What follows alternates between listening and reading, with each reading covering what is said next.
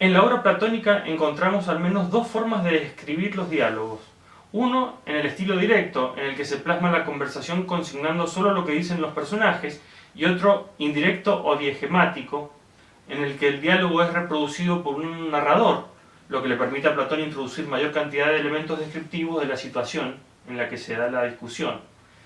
El Filebo es de estilo directo, como todos los diálogos posteriores al Parménides, y no da detalles Platón de cuándo se produce ni en qué lugar, a diferencia de otros diálogos en los que estos detalles abundan y hasta son muy significativos, tal como sucede por ejemplo en la República, un diálogo diegemático en el que Sócrates mismo relata el encuentro y las circunstancias en que tuvo lugar.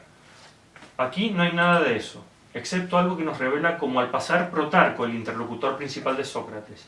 El diálogo se da frente a una multitud de jóvenes, en 16a. Los personajes son tres: Sócrates, Protarco y Filebo. De los interlocutores de Sócrates no sabemos mucho. De Protarco se indica que era seguidor de Gorgias, mientras que de Filebo, que es el personaje que da nombre al diálogo, Platón nada indica. Queda en algún modo como un personaje que encarna un hedonismo a ultranza, es un personaje hecho a medida de una tesis de defensa acérrima del placer. Por lo tanto, es un interlocutor inadecuado por su actitud fundamental de no ceder entre argumentos. Plutarco es un interlocutor mucho más complaciente y de hecho no faltan estudiosos que indican que no es un verdadero oponente sino un contestador bastante mecánico que incluso a veces colabora con el argumento de Sócrates anticipándolo, a veces concediendo dócilmente. De Sócrates no vamos a decir nada que nos conduzca a presentar una biografía, no solo porque nos llevaría demasiado lejos, sino también porque la empresa sería inconducente. No hablamos en absoluto del Sócrates histórico, sino del personaje, porque viendo la secuencia de diálogos posteriores a la época de madurez, ya notamos que aquí la figura de Sócrates pierde protagonismo y de los 8 diálogos, solo 2 están conducidos por Sócrates, el Teeteto en el periodo crítico y nuestro Filebo en el último periodo.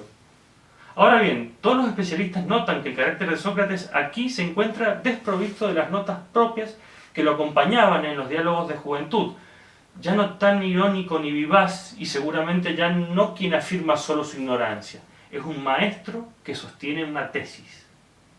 En esto se asemeja al personaje Parménides del diálogo homónimo y al extranjero Eleata del sofista y del político.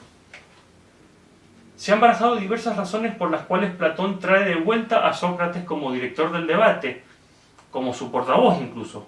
Guthrie dice que tal vez sea porque ya Platón le ha hecho decir unas cuantas cosas sobre el placer en diálogos anteriores. La verdad es que cualquier sospecha al respecto siempre va a ser altamente conjetural. Sin embargo, esto nos lleva a hacer foco en lo que se ha considerado el tema del Filebo.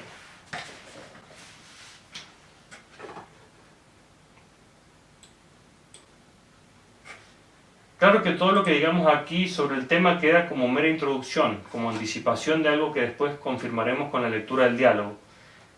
Es interesante ya cómo se lo consideró en la antigüedad. Diógenes Laercio, cuando presenta el canon antiguo, ordenado en tetralogías por Trasilo, en Las Vidas, capítulo 3, ofrece los nombres de los diálogos y sus subtítulos. Luego indica la supuesta disciplina a la que pertenece el tema. El Filebo aparece en la tercera tetralogía y Diógenes dice así: Filebos eperis hedones etikos. Filebo del placer, ético. Estos subtítulos no fueron puestos por Platón y tampoco tenemos evidencia de que el filósofo pensara sus textos como obras comprometidas con divisiones disciplinares, tales como la ética, la lógica y la física. Lisi incluso rechaza la interpretación usual que aborda el diálogo como si fuera ético, en el sentido moderno del término. Él mismo desarrolla una interpretación del Filebo que lo vincula con fundamentalmente la teoría política de Platón. Tampoco los diálogos son textos monográficos. Puede que descubramos una intención unitaria y un rumbo muy determinado en cada obra platónica, pero no puede decirse que cada uno abarque un solo tema. En el Filebo no vamos a encontrar un tratado sobre el placer, y de hecho este no se define en ninguna parte. Y con esto ya hemos dicho demasiado, el resto vamos a tener que ir descubriéndolo con la lectura del diálogo mismo. Me gustaría solo poner en relieve el subtítulo que el doctor Zuviría puso a su revisión de la traducción del Filebo, porque me parece una forma concisa y precisa de anticipar lo que nos vamos a encontrar. la contienda entre placer e inteligencia. ¿Cuál de ellos tiene la primacía en la vida buena?